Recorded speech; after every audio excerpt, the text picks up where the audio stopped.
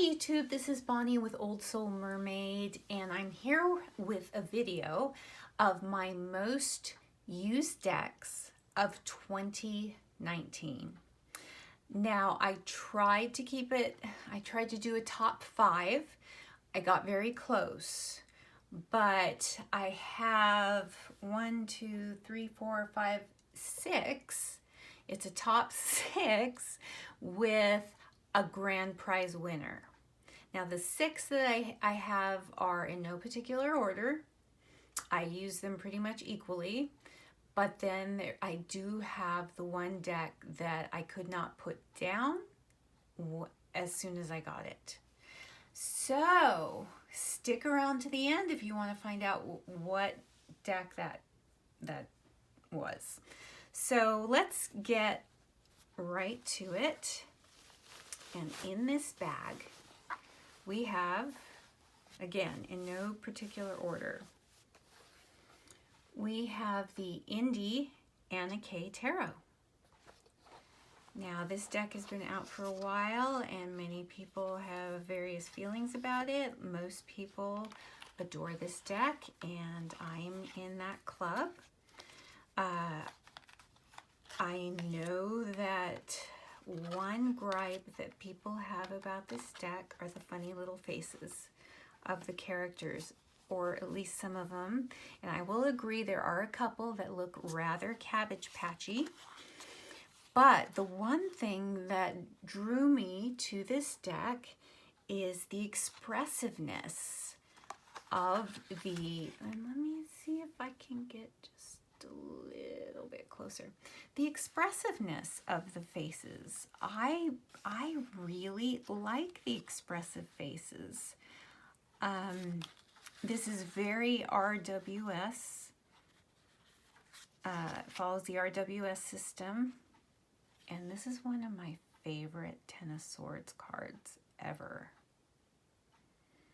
You know, I may have been down. I may have been, you know, almost completely destroyed, but not quite, and I am walking away. See, this is one of the examples. You can hold it up there.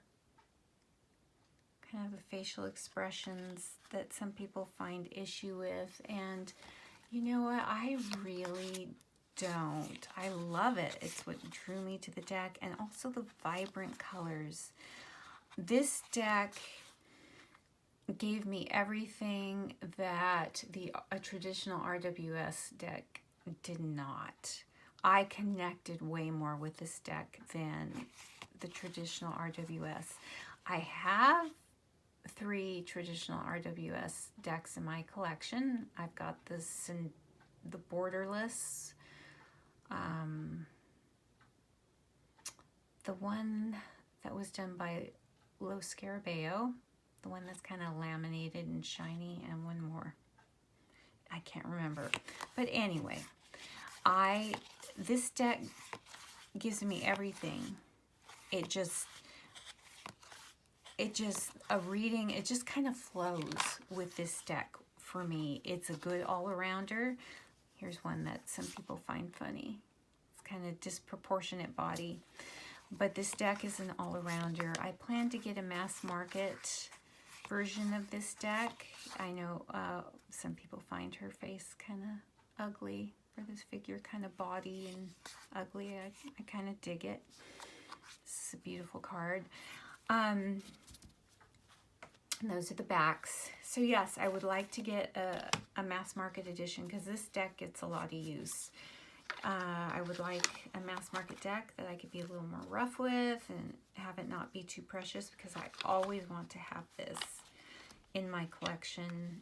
I know that the images are all the same. The main difference is the packaging. It's in that big, I think, Llewellyn? I'm not sure. Llewellyn packaging. The main difference, you know, is the cardstock. They're a little bit bigger. See, that's one thing. Oh, I have to tell you, with these cards, the size is perfect.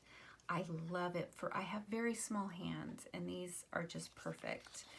But the other ones are thinner cardstock, a little bit easier to shuffle. They are a little bit more glossy, I believe. And the book is bigger, and I believe has colored pictures in it. correct me if I'm wrong, but that was the Anna Keitaro. Moving right along is another favorite of many people. If you have a touch of the whimsical, this deck is right up your alley. It's the Dark Mansion Tarot.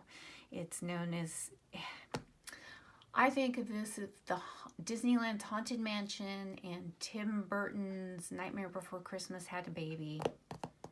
This is that baby. So this is by Taroteka Studios from Poland. I have the dark backs, the regular side, the black edging.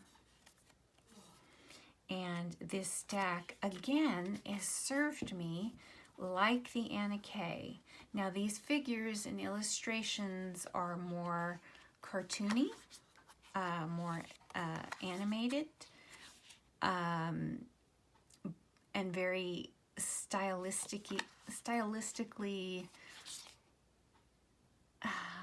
yeah, in the term Tim Burton style, I guess the artist maybe was very, very inspired. I don't know. I don't know the history behind the deck. I just know that I love it and it reads for me. There's no book that comes with this deck because it is very, it follows the RWS system very, very closely.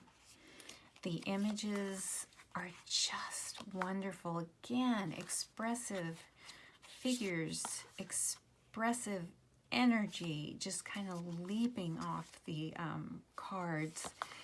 And I found this deck to be particularly good for love readings. And see, this reminds me of the Haunted Mansion, Disneyland's Haunted Mansion. And just a perfect all-arounder. This deck makes me smile, and it's one of those decks that, you know, if the reading is not totally wonderful, and what the, you know, it has some difficult messages in it, this deck kind of softens it with the images. It just does, and everybody needs those kind of decks in their collection. So that is the Dark Mansion Tarot. I do not have a review or unboxing of this deck on my channel because there are plenty on YouTube. I will say that this is the first edition. They have sold out of the first edition, except I think they still have the larger size in the first edition. They've come out with a second edition, and now you in this particular side, you can get your choice of backings with this one, and also the backing that's on the special edition, which is brown and gold, and it has gold edging. And I'm thinking I'm going to purchase that deck at some point in the not too far off future, because I know I'll keep that one sealed. I never want to be without this deck. It is a gorgeous deck. I just could read with it right off the bat. It's very good for beginners. So that is the Dark Mansions Tarot.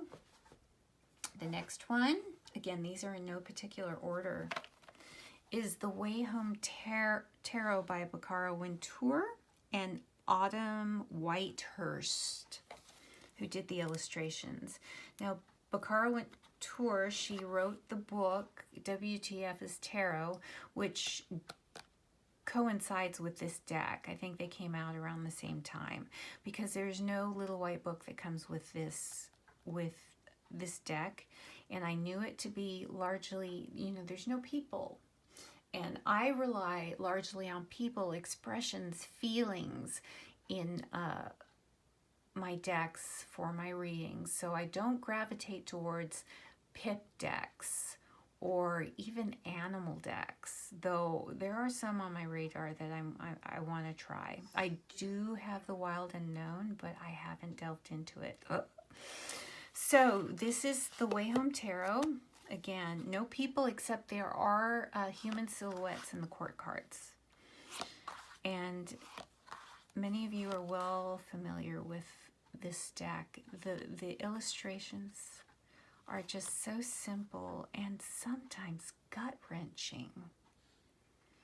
And it was, I got the book. I have WTF is Tarot. Look at this. They just kind of gut you. But they're kind of a wake-up call, some of the images in this deck. And I read the book, and I was just amazed with this young woman's view of the world from her own experiences that have been totally different from mine. So I found the reading of the book quite illuminating. I didn't agree with all of her interpretations of the cards. You know, the explanation she had in her book isn't generally, you know, there were a couple of them I was like, no. But I did get a lot out of that book.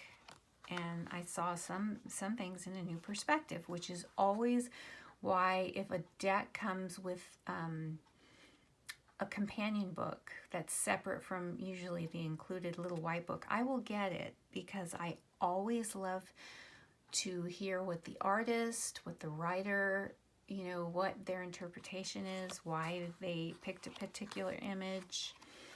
And yeah, this deck was my first foray into non-people decks, as you can see.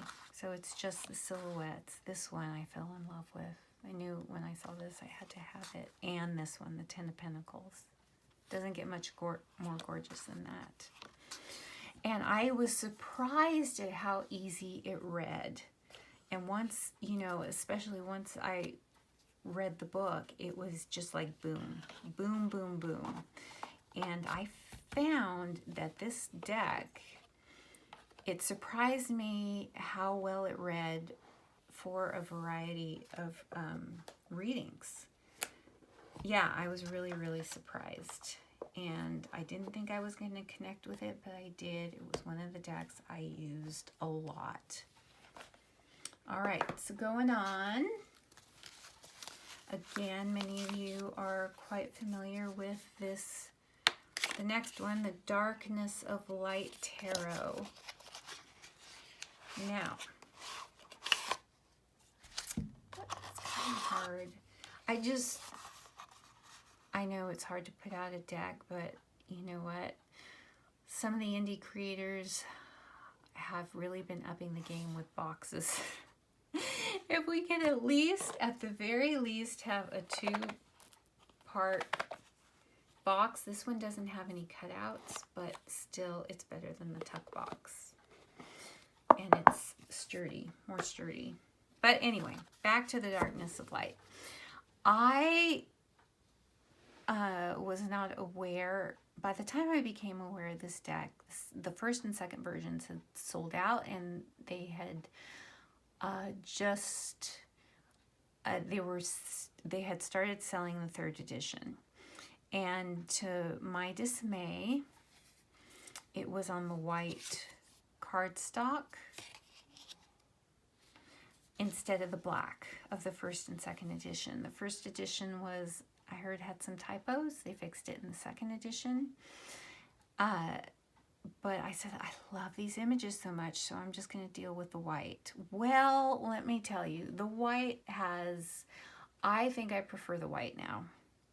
Because, I don't know if you can see it, but the white on the front of the cards kind of have this etched pattern on the border, the top and bottom border, that it does on the back. And I think with the white, this deck is very dark, very kind of stark colors, dark blues, grays, blacks, and it has pops of color. And some of the suits have, like the wands have pinks in them, just light pink color pops. With the white borders, I believe it makes them pop more than the black. But I would love to have a black version too.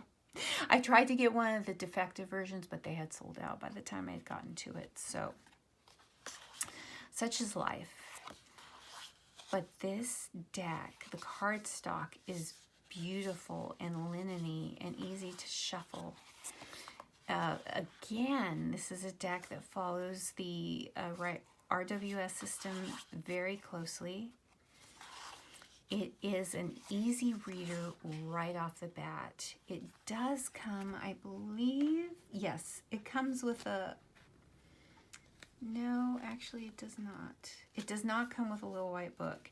I bought the companion book with this, which I told you I would if there is one. And this one again was a very easy reader. I just, you know what? I love the power of the women depicted in this deck. And it's like, don't mess with her. And she's just a page. And the knight, you know, and the queens are beautiful.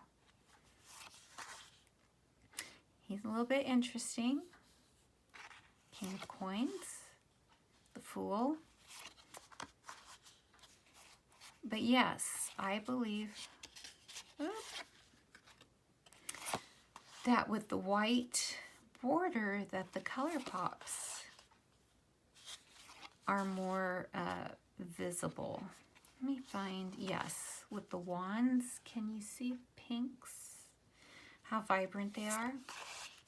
So I have grown to love the deck, even though I was initially disappointed I couldn't get the black. But this is RWS. It would be great, I believe, for a beginner. A beginner could totally read with this deck. But I would suggest buying the companion book. And I'm not sure if this is still available. I'll have to check that out and let you know.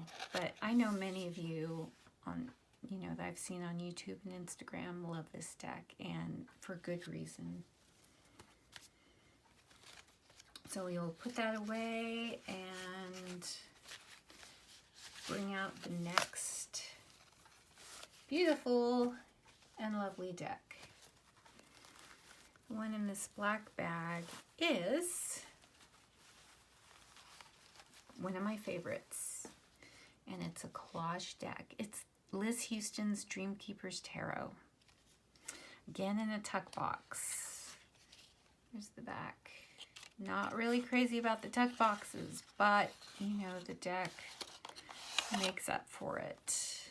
Now again, this did come with a little pamphlet, which is generic meanings.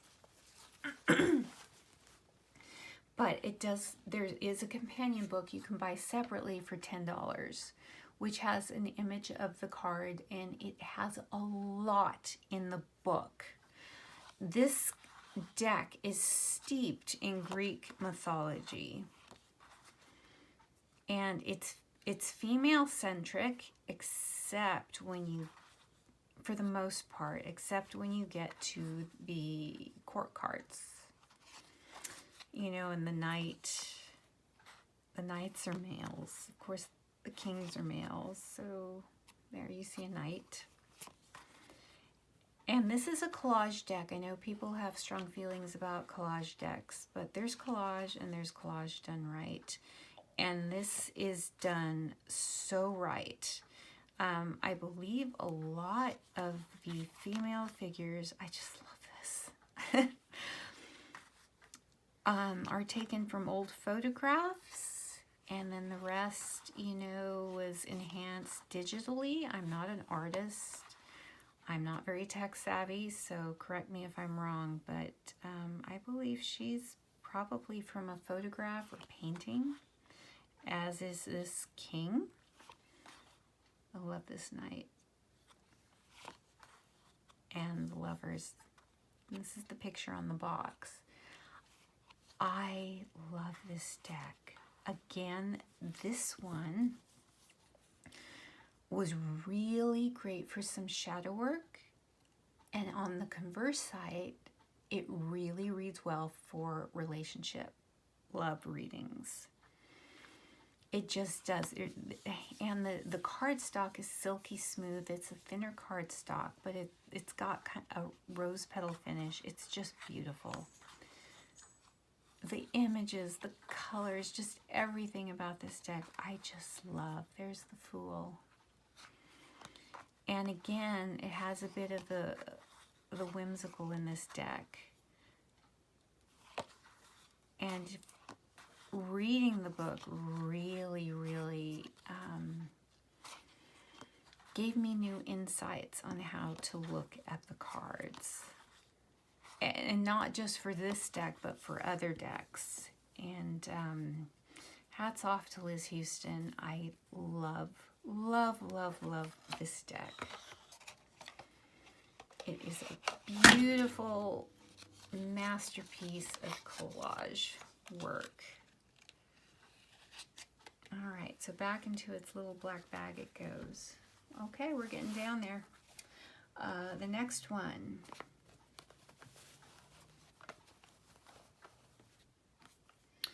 Le Beau Monde Tarot, a Regency Tarot deck by Jennifer Poole, Swingin' Sparrow on Instagram. And this deck, I saw a lot of pictures of it before I bought it, and I knew I wanted to be all over this deck because it's a Regency era, themed deck. The pictures are taken from magazines, publications of the era, I guess for women's fashion or whatnot.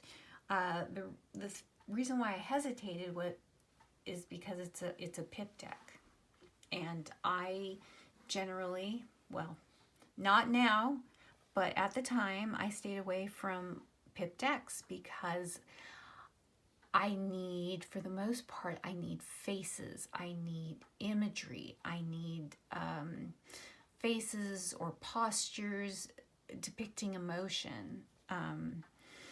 And this deck with the suits, they're very, very minimalistic. Very beautiful and classy and minimalistic. Now the deck comes with just a little pamphlet, no book.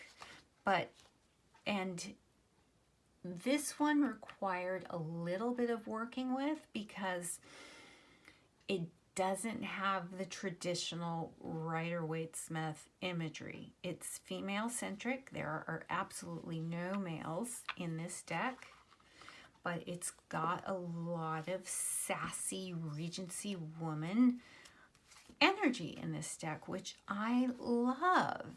The deck, the cardstock is cream. Those are the beautiful backs. And these are beautiful, beautiful. Now see, the blue stocking is the equivalent of the Knight. And so you've got your suit of parasols, your candles. The Dowager is the equivalent of the King in the hierarchy. It's the Empress. Again, a blue stocking of reticules. So there's the 6 of reticules. So you've got reticules, parasols, candles, and fans are the suits. So you see how it is a pip deck. So I have to work a little bit harder, especially at first. This is the Fool, if you see. But when you read with this deck, you do get this sassy. If you've read a lot of Regency era fiction, Jane Austen, you will connect with this deck, with the females, and certain cards remind me of certain characters in her book. So there's the Knight, the blue stocking, Wheel of Fortune card. I'm trying to find beautiful High Priestess, the Star, Debutante. So Debutante, blue stocking, Duchess, and Dowager. And I like that because, well, women were, even in higher society, you know, women had very limited rights. You know, they're second-class citizens, even if they were in the higher echelon of society, which I believe these women depict. But they did, in their own female world, could wield a little bit of power, like the dowagers. They weaved in and out of society, arranging marriages, introductions, and had a very strong say of who was in or out. The debutante could have, especially a wealthy little debutante, had her power as far as suitors. If she was beautiful and wealthy, there were going to be a lot more, she was going to have a lot more suitors. So they did have some, even though they, you know, couldn't inherit, you know, estates and properties, they did have their way within their world to wield influence and a little bit of power.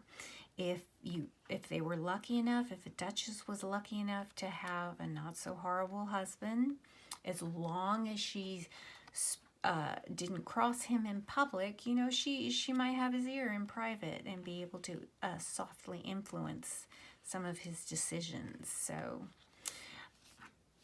this is a deck definitely for relationships, but and I think that's mostly what I read with this one. I'm trying to think.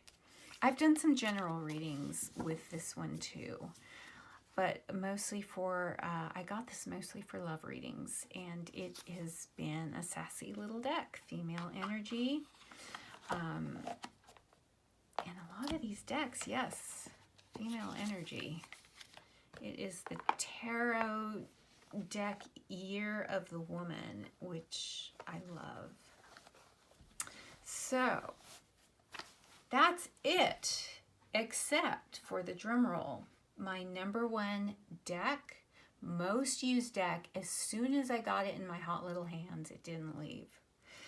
And it is Chris Ann Donnelly's The Lightseers Tarot. Now I have the mass market version, which came out in early December. And I do have the indie version.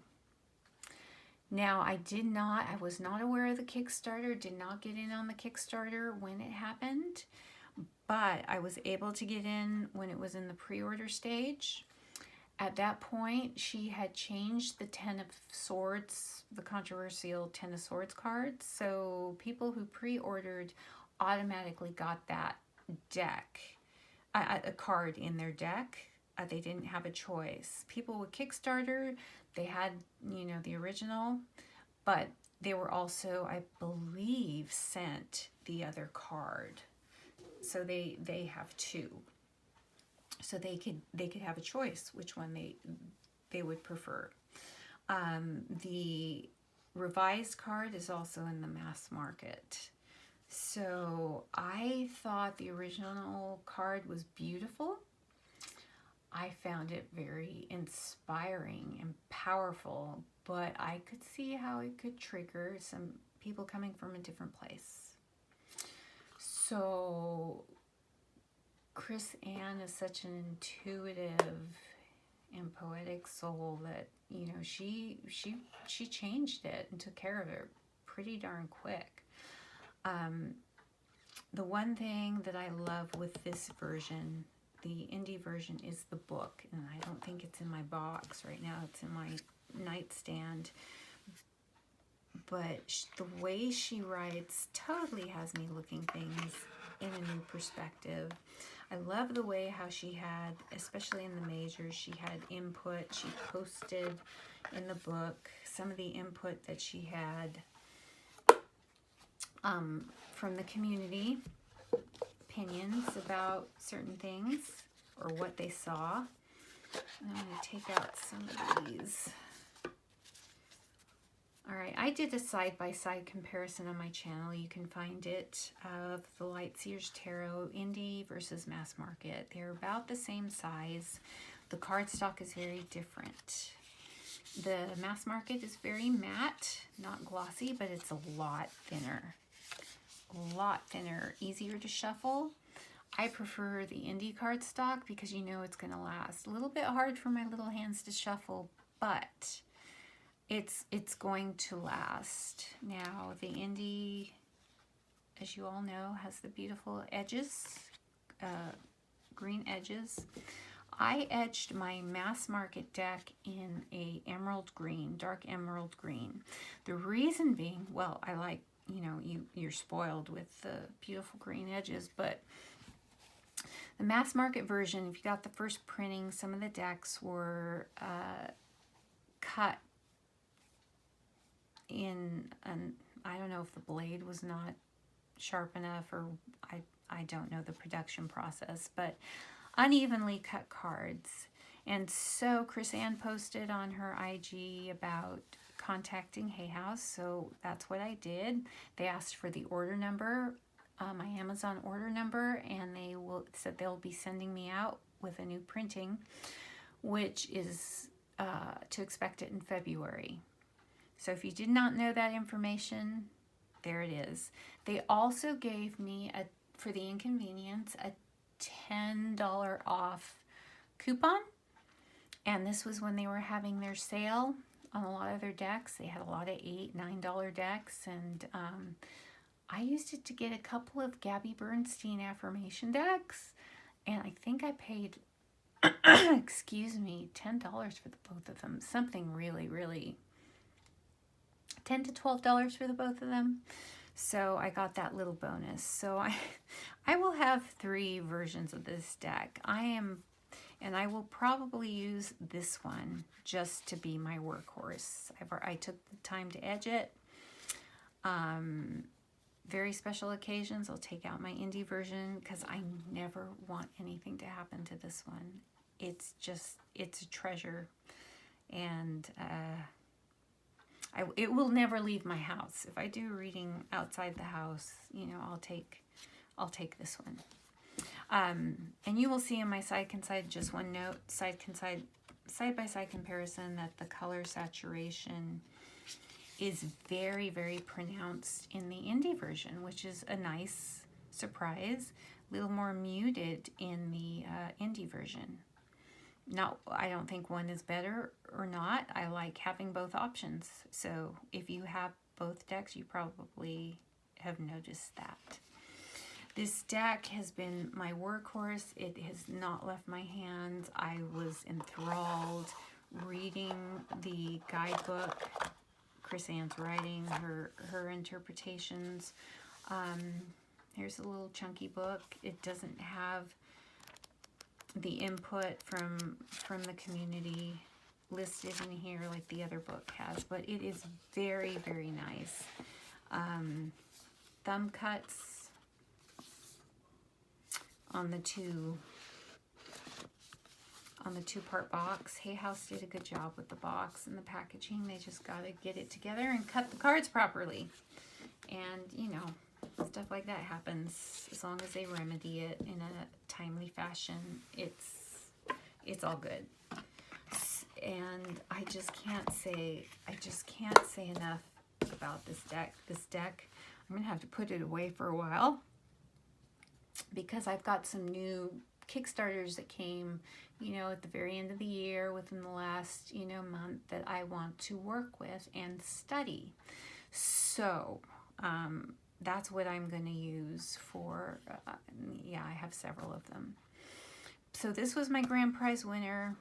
I'm going to let it go for a little bit, bring it back, or if there's a certain reading that I'm doing that I feel this would, I feel a call to this deck, I will bring it out. But yes, I have many other decks I want to study and work with. So that's it. Those are my top, actually it seemed to be 1, 2, 3, 4, 5, 6. My top 6 decks with the grand prize winner, so it was 7 decks. And I hope you enjoyed this video. I'm a new channel, so please subscribe and hit like if you found this video to be of any value. Hit the bell for notifications for new videos. I would like your opinion. Do you have these decks? What do you think? Were some of them misses for you, or did you agree? Were they hits? Do you have some of these decks on your list? Did I move the needle in any direction, you know, to yes, must buy, to I'll save my money. So yes, let me know. I've got some other things planned for 2020, other deck reviews and some other things, some conversations, tarot and other. So that's it for me for today. I hope you have a wonderful, beautiful, awesome day and a happy new year. I just wish everyone much joy. To my few subscribers that I have, thank you so much for subscribing and sticking with this small, I hope, growing channel. I'm learning, and I hope that I provide at least some small bit of value in your tarot journey, in your quest for finding decks that resonate with you. So blessings to all, and I will see you very, very soon.